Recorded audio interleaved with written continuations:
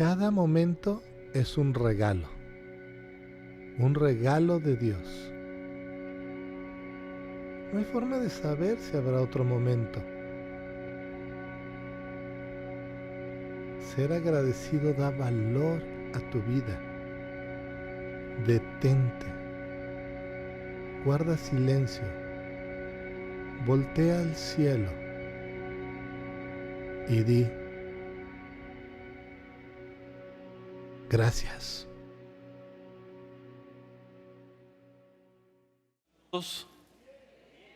Bien, ¿contentos? Si necesitas hojas para apunte, levanta tu mano y un edecán se acercará. Estamos en la tercera lección sobre agradecido. La primera semana hablamos sobre la necesidad de vivir con agradecimiento y usando el pasaje en Salmos: entraré por sus puertas con acción de gracias. La siguiente semana, o la semana pasada, hablamos sobre la presencia de Dios. Eso es lo que estamos adorando. Entonces, y hoy vamos a hablar un poquito más sobre la acción de gracias y qué es lo que Dios requiere de nosotros, cómo hacerlo y por qué hacerlo. Entonces, preparemos nuestro corazón para recibir la palabra de Dios. Si me acompañan orando: Señor Jesús, te doy gracias por la oportunidad que me das de nuevo de compartir tu palabra. Y sobre todo aquí estamos para escuchar la voz tuya, que tú seas el que nos hables, nos enseñes, que seas aquel que nos confrontes y nos transformes. Señor, abrimos nuestro oído y nuestro corazón a ti, en el nombre de Jesús. Amén. Abran sus Biblias a Primera de Crónicas, capítulo 16. Y déjenme darles un poquito de antecedente de lo que ha sucedido hasta este momento. El pueblo de Israel había perdido el arca del pacto. Ellos, pensando que iban a ganar las guerras llevando el arca del pacto a la guerra, terminaron perdiendo el arca del pacto a los filisteos. Se la robaron, se la llevaron. Y entonces ahora dentro del pueblo vivían sin tener arca del pacto. Entonces, arca del pacto, si ustedes recuerdan la imagen que pintamos aquí del tabernáculo, en el lugar santísimo estaba como un cajón que tenía unas querubines cubriendo sus rostros, y adentro ciertos elementos importantes. Pero ahí descendía la presencia de Dios, hablaba con el sumo sacerdote y mandaba la bendición al pueblo. Entonces se llevaron eso. Entonces, para el pueblo de Israel se habían llevado la gloria de Dios, la presencia de Dios. No tenían presencia de Dios en sus medios. Entonces, cuando David llega a ser el rey, una de las cosas primeras que él quiere hacer es que la presencia de Dios esté otra vez en casa. Entonces se da la tarea en asegurar que ese arca del pacto, que ya para los filisteos era un gran pesar, entonces que él pudiera traerlo otra vez. Pero hicieron varios intentos. Uno de los intentos, obviamente ustedes saben la historia, que lo llevaban en una carreta, y de pronto como que se empezó a ladear y uno de los sacerdotes trató de detenerlo para que no se cayera, y dice la Biblia que cayó muerto. No porque tratara de hacer algo bueno, sino porque no lo estaban haciendo como Dios anhelaba. David se regresa y con mucho pesar en su corazón está pidiéndole a Dios la clave, y Dios lo lleva una vez más a las escrituras, cómo se debe de traer el arca del pacto a la presencia, y finalmente lo logran. Y cuando entra el arca del pacto otra vez al medio del pueblo de Israel, pues hay una fiesta. Previo a eso, ellos estaban viviendo sin influencia, estaban viviendo como un pueblo vulnerable, y ellos estaban diciendo: ¿habría esperanza para nosotros? O sea, porque no tenían lo que ellos anhelaban tener como presencia de Dios. Entonces, lo que hace David en estos pasajes que vamos a leer es los anima a entender el porqué. El porqué decir: entramos por sus puertas con acción de gracias, por sus atrios con alabanza, y diré, este es el día que hizo el Señor, me gozaré y me alegraré en Él, no en el día, sino en Dios.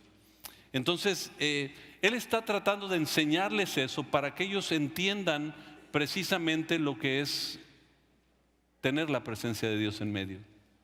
Ahora, cuando entra el arca, ustedes recuerdan la historia, David entró danzando, se puso a danzar y dice la Biblia que traía puesto su ropa real, su ropa sacerdotal, o sea, él estaba súper vestido. Y de pronto dice, oye, ¿cómo voy a alabar a Dios con todo esto? O sea, yo no vengo a Dios con lo que yo soy, sino a pesar de lo que yo soy. Se quita todo y se desnuda ante Él, y pues traía todas las cosas ahí volando y todo eso. Pero Él alabando a Dios de todo corazón. Dice la Biblia que Mical, su esposa, estaba viendo todo esta procesión de la ventana, y va viendo a su esposo, el rey, danzando así y sin la ropa que él necesitaba llevar puesta como rey. Y ustedes conocen la historia. Después ella se dijo, oye, mi hijo, ven para acá, siéntate, necesitamos hablar. Qué vergüenza que no pudiste tener porte de rey en este momento, cuando llegue el arca del pacto y estás ante todo el pueblo. Qué vergüenza. Te veías vil, eran sus palabras. Y él le responde de esta manera, mi amor, si lo que yo hice para Dios ante tus ojos era vil, pues la realidad es que me voy a convertir más vil, porque más le voy a entregar a Dios. Entonces, porque él estaba contento que el arca de Dios regresaba, y de pronto la ponen en medio del pueblo. Lo podían ver todo el mundo. No era como antes, que estaba en un lugar santísimo, ya no estaba. Esta es la primera imagen en la Biblia de la gracia de Dios.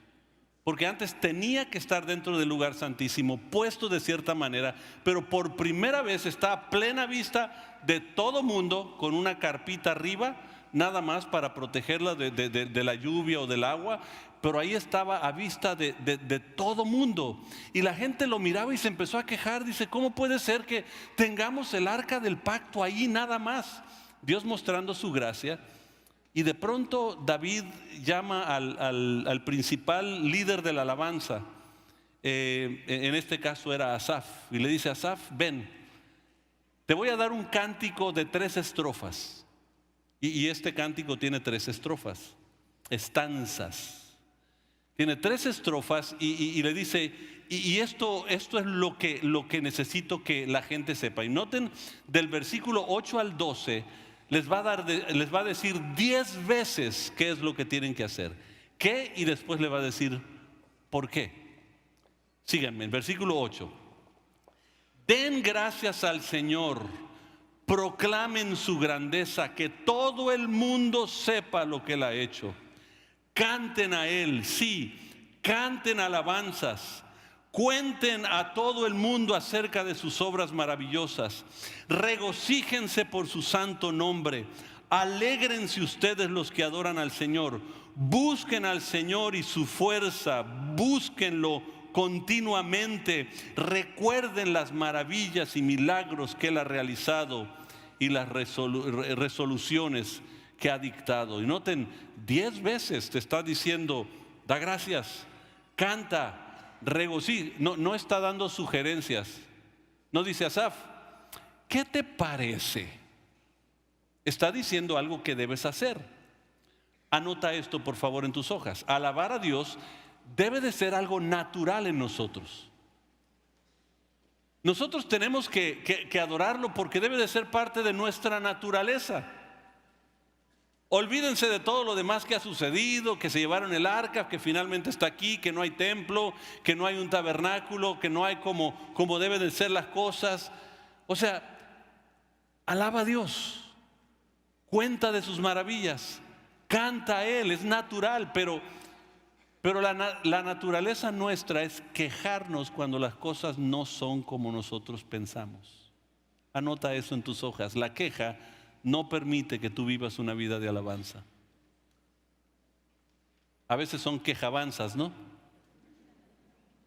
Nos quejamos porque no nos gustan cómo se dirigió la alabanza, o cómo predicaron, o cómo atendieron, o qué hicieron. Nuestra tendencia es a buscar la queja. El mundo nos está vendiendo ese espíritu, ¿no? Y nosotros estamos continuando en eso, nos quejamos de todo. De hecho, cuando Zorobabel, después de que ellos entran en esclavitud por 70 años, son esclavos, y cuando son librados y Zorobabel regresa a reconstruir el templo, hace un templecito del templo Salomón, que había hecho algo glorioso, magnífico. Zorobabel hace pues unas 4 paredes y por lo menos tienen algo para adorar a Dios. Y dice la Biblia que la gente que había conocido el templo previo se puso a llorar, a decir: ¿esto es el templo ahora? ¿Cómo puede ser? Y dice, estaban llorando, y la presencia de Dios desciende en ese templecito, porque Dios está diciendo que no se trata de mí y no del templo. Pero a veces se nos olvida. Y por eso David llega y empieza a animar a la gente. Dice: dejen de quejarse. La realidad es que den gracias, proclamen, canten, regocíjense, busquen, recuerden. 10 veces se lo dicta, y en el versículo 13 empieza a decirle por qué. Noten el 13. Ustedes, hijos de su siervo Israel, descendientes de Jacob, los eligió Dios. Él es el Señor nuestro Dios. Su justicia se ve por toda la tierra. Recuerden su pacto para siempre, el compromiso que adquirió con 1000 generaciones. Y te dice 3 razones magnas por qué tú debes de adorar a Dios. ¿Por qué proclamar? ¿Por qué cantar? ¿Por qué regocijar? ¿Por qué decir de las maravillas de Dios? Anótalo en tus hojas. 3 razones. Damos gracias porque nos escogió, porque nos protegió y porque nos ha dado sus promesas. Amados, ninguno de ustedes merece la vida eterna. Sin embargo, porque de tal manera amó Dios al mundo que dio a su único Hijo, para que todo aquel que en Él cree no se pierda, mas tenga vida eterna. Y aquellos que le reciben, al que cree en su nombre, se le da el derecho de ser llamado un hijo de Dios. Tú no mereces tener vida eterna, pero Dios te ha dado vida eterna en Cristo Jesús, Señor nuestro. Entonces nos ha escogido. Nos hizo reyes y sacerdotes para Él. O sea, la realidad es que tenemos otra posición, y Él está diciendo: amados, 10 veces tengo que decirles: proclamen, alaben, canten, gocen, porque Él nos escogió, porque Él nos protegió y porque Él nos ha dado un pacto que permanece para siempre. Y luego sigue diciendo en el versículo 16, noten: es el pacto que hizo con Abraham y el juramento que hizo con Isaac. Se lo confirmó a Jacob como un decreto y al pueblo de Israel como un pacto eterno. Te daré la tierra de Canaán como tu preciada posesión. Eso lo dijo cuando eran pocos, un pequeño grupo de extranjeros en Canaán. Anduvieron de nación en nación, de reino a otro. Sin embargo, Él no permitió que nadie los oprimiera a favor de ellos. Les advirtió a los reyes: no toquen a mi pueblo elegido, ni hagan daño a mis profetas. Y fíjense la protección de Dios que da, y empieza a dictar el porqué. O sea, ¿por qué voy a alabarle? Porque por todo lo que Dios ha hecho. Yo sé, si cada uno de ustedes se sentara un día nada más a poner en una hoja ¿qué me ha dado Dios? ¿Cuáles son las bendiciones de Dios? Yo estoy seguro que muchos empezarían a lo mejor batallando con anotar la primera cosa, pero después empezarían a anotar y anotar y anotar cosas. Y dice la Biblia que innumerables son sus maravillas para con nosotros. O sea, no las podemos contar. Hay muchas ni cuenta te estás dando de lo que Dios está haciendo en tu vida. Ahora empieza la segunda estrofa en el versículo 23. Que toda la tierra cante al Señor. Noten, la primera dice, den gracias al Señor. Luego dice que toda la tierra cante. Y la tercera estrofa en el 28, oh naciones del mundo, reconozcan al Señor. Dice el 23, que toda la tierra cante al Señor. Cada día anuncien las buenas noticias de que Él salva. Publiquen sus gloriosas obras entre las naciones, cuéntenlas a todos las cosas asombrosas que Él hace. Grande es el Señor, es digno de alabar. En Él hay que temer sobre todos los dioses de que otras naciones no son más que ídolos, pero el Señor hizo los cielos. Honor y majestad los rodean, fuerza y gozo llenan su morada. Miren, verdadera adoración incluye tres cosas que aquí vimos. Primero, anótalo, dar gracias. Segundo, alabar. Y tercero, anunciar sus maravillas. Ahora les voy a regresar a clase número 1. Entraré por sus puertas con acción de gracias. Por sus atrios con alabanza. Y diré, este es el día que hizo el Señor. Estoy diciendo, este día contaré sus maravillas. ¿Qué ha hecho Dios por ti? ¿Qué ha hecho Dios por ti? Yo quiero que tomes un momento y reflexiones. Y voltéate con la persona que está a tu lado y dile, ¿por qué estás agradecido con Dios? Hazlo. Yo sé que si es tu esposa es difícil decirle algo, no, pero dile algo. Estoy agradecido con Dios por tu vida.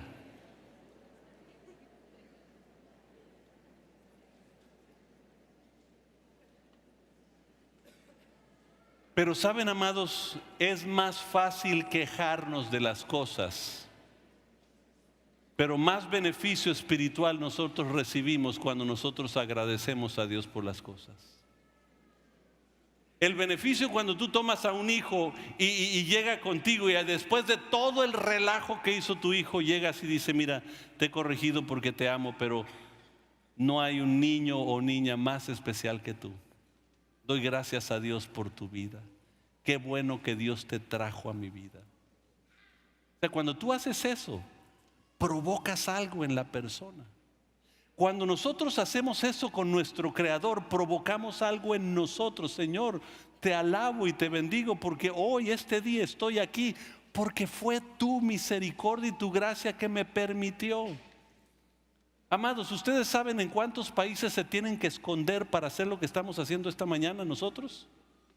Muchísimos.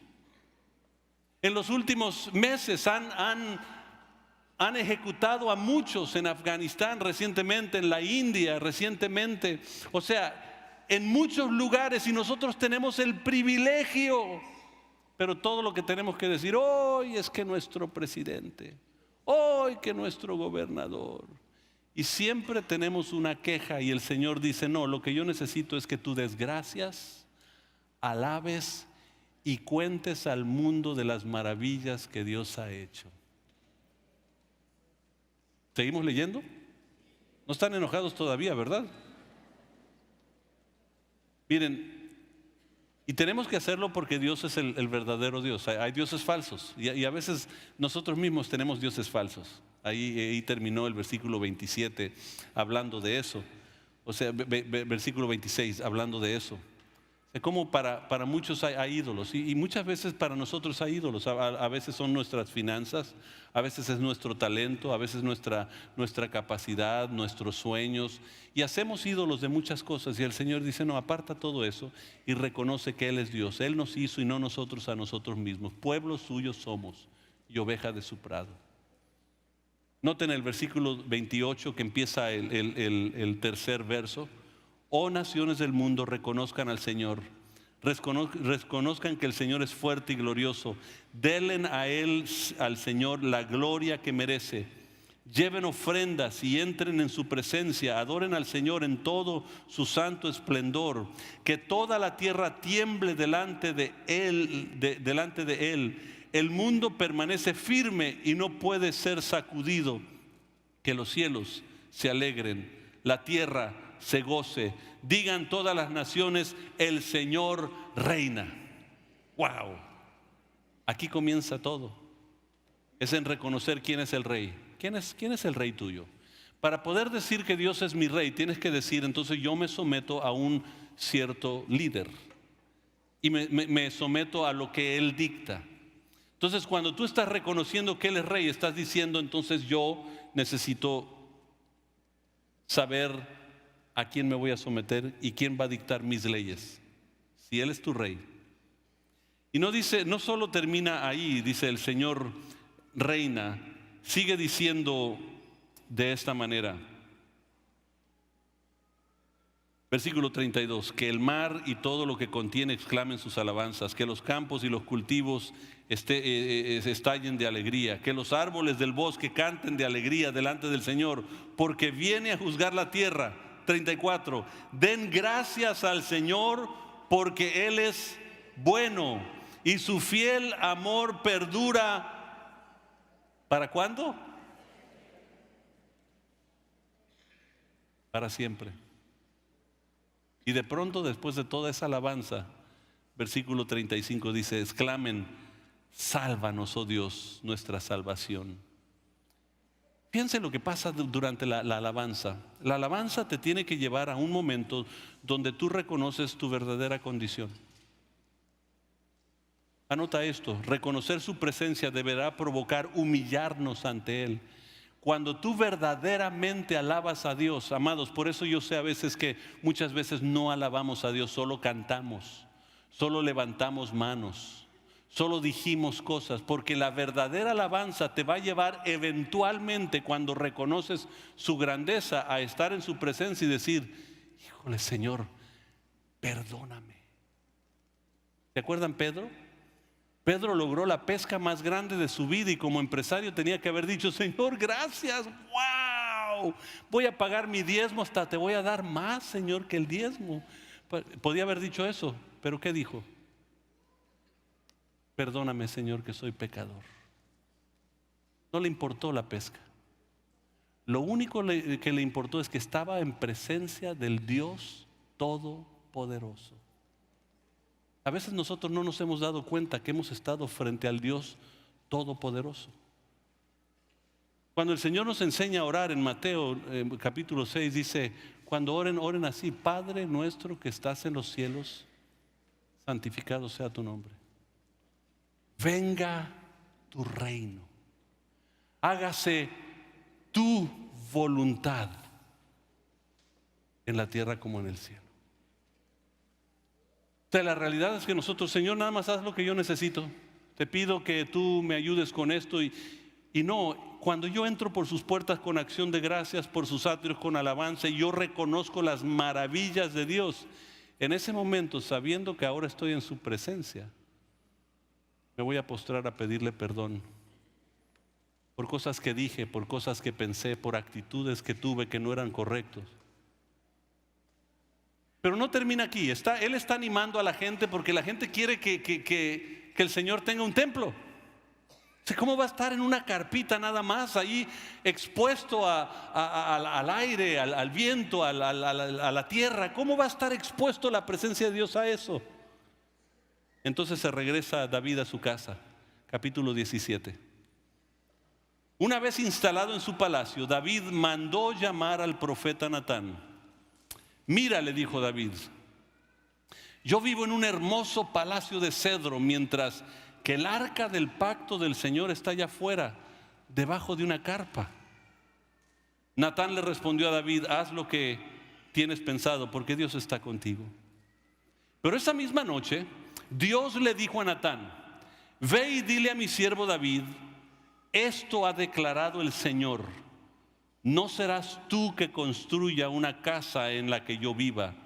Nunca he vivido en una casa desde el día que saqué a los israelitas de Egipto hasta el día de hoy, sino que mi hogar ha sido una carpa trasladada de un lugar a otro en un tabernáculo. Sin embargo, no importa dónde haya ido con los israelitas, ni una sola vez me quejé ante los líderes de Israel, los pastores de mi pueblo. Nunca les pregunté por qué no me han construido una hermosa casa de cedro. Y el Señor le empieza a decir, Natán, dile, A mí no me importa qué tipo de casa me construya. Yo necesito el corazón. Vayan a Hechos, no pierdan pongan el dedo ahí, vayan a Hechos 17:24. Hechos 17:24. Hechos 17:24. Él es Dios que hizo el mundo y todo lo que hay en él. Ya que es el Señor del cielo y de la tierra, no vive en templos hechos por hombres. Él no necesita el templo para manifestar su presencia hecho por hombres. Él está diciéndole algo muy profundo a Natán para que le diera a David. Yo no necesito las paredes. Y de hecho él dijo, yo nunca he vivido en un lugar. De hecho me hicieron una carpita ahí con instrucciones que yo les di, anduve con ellos. Y él está diciendo, lo importante nunca fue la carpita donde yo iba, sino era mi presencia en medio de ellos. ¿Saben que lo más importante en la vida no es la carpita que tú le puedas dedicar a Dios, sino es el corazón tuyo que le puedas entregar al Señor? Y sigue diciendo el versículo, seguimos con el versículo 7. Ahora ve y dile a mi siervo David, esto ha declarado el Señor de los ejércitos celestiales. Te saqué de cuidar ovejas en los pastos, te elegí para que fuera el líder de mi pueblo de Israel. He estado contigo donde quiera que has ido y destruí a todos tus enemigos frente a tus propios ojos. Noten, el gran guerrero era David. Él lanzó la piedra al gigante. Él destruyó a muchos enemigos y le está diciendo, David, ¿acaso crees que fuiste tú? Fui yo que destruí a tu enemigo. Ahora haré que tu nombre sea tan famoso como el de los grandes que han vivido en la tierra. Le daré una patria a mi pueblo Israel y los estableceré en un lugar seguro donde nunca serán molestados. Las naciones malvadas no los opriman como los hicieron en el pasado. Cuando designe jueces para que gobernarán a mi pueblo Israel, y derrotaré a todos sus enemigos. Además, yo declaro que el Señor construirá una casa para ti, una dinastía de reyes, pues cuando mueras y te reúnas con tus antepasados, levantaré a uno de tus descendientes y uno de tus hijos y fortaleceré su reino. Él es quien edificará una casa, un templo para mí, afirmará su trono para siempre. Yo seré su padre, él será mi hijo. Nunca le retiraré mi favor. Wow. Y de pronto dice el versículo 14, lo confirmaré como rey sobre mi casa y sobre mi reino para siempre, y su trono estará seguro para siempre. Y uno dice, hey, sabemos, es Salomón. Salomón fue el que construyó el templo. No. Miren, anota esto en tus hojas. Nada en esta tierra puede satisfacer.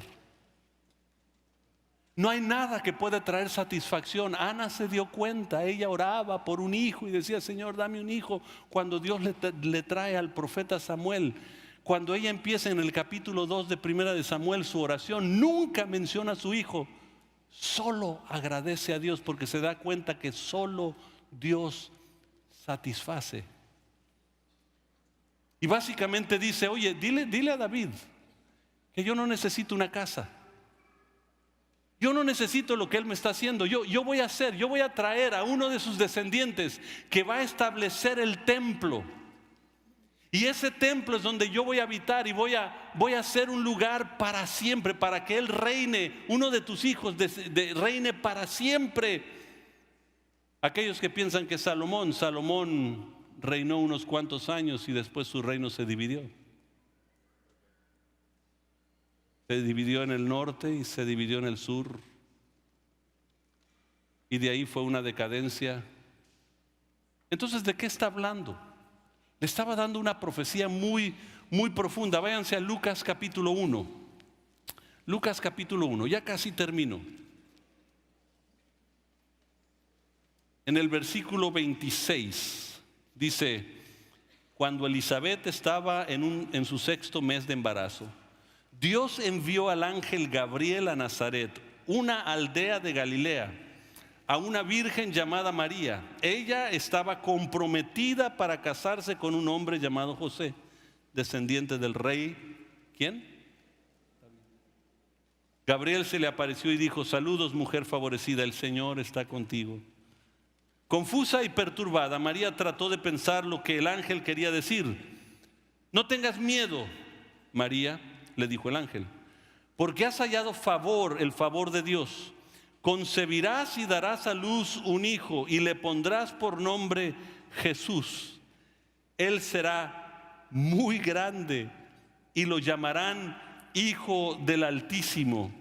El Señor Dios le dará el trono de su antepasado David y reinará sobre Israel para siempre. Su reino no tendrá fin. ¿De quién estaba hablando Dios a Natán? De Jesucristo. Lo que está prometido en Crónicas se cumple en Jesucristo. Por eso de pronto les dice el apóstol Pablo a los Corintios en 2 de Corintios capítulo 6 versículo 16: ¿qué no saben ustedes que son templo del Espíritu Santo? Amados, ustedes tienen que empezar a reconocer que la presencia de Dios está con ustedes. Miren, la Biblia dice: donde estén 2 o 3 congregados en mi nombre, ahí estoy yo en medio de ellos. Que Dios habita en medio de la alabanza de su pueblo. La realidad es que su presencia está aquí. Y podríamos decir, como dijo David al pueblo de Israel: alábenle, proclamen, canten de sus maravillas, porque Dios es bueno y para siempre su misericordia. Y cuando tú haces eso, en el templo, soy yo, desciende su presencia para manifestar su palabra, su poder y su gloria. Por eso, anota esto para terminar: reconoce su presencia en tu vida. Reconoce su presencia en tu vida. Y este es el proceso. Alaba a Dios porque Él te escogió, te protegió y te ha dado sus promesas. Pedro dice que nos ha dado preciosas y grandísimas promesas para que por medio de ellas podamos participar de la naturaleza divina de Dios. Y luego dale gracias, alábale y anuncia sus maravillas. Dale gracias, entraré por sus puertas. Alábale por sus atrios con alabanza y anuncia sus maravillas, y diré: este es el día que hizo el Señor y me gozaré en Él, porque Él es bueno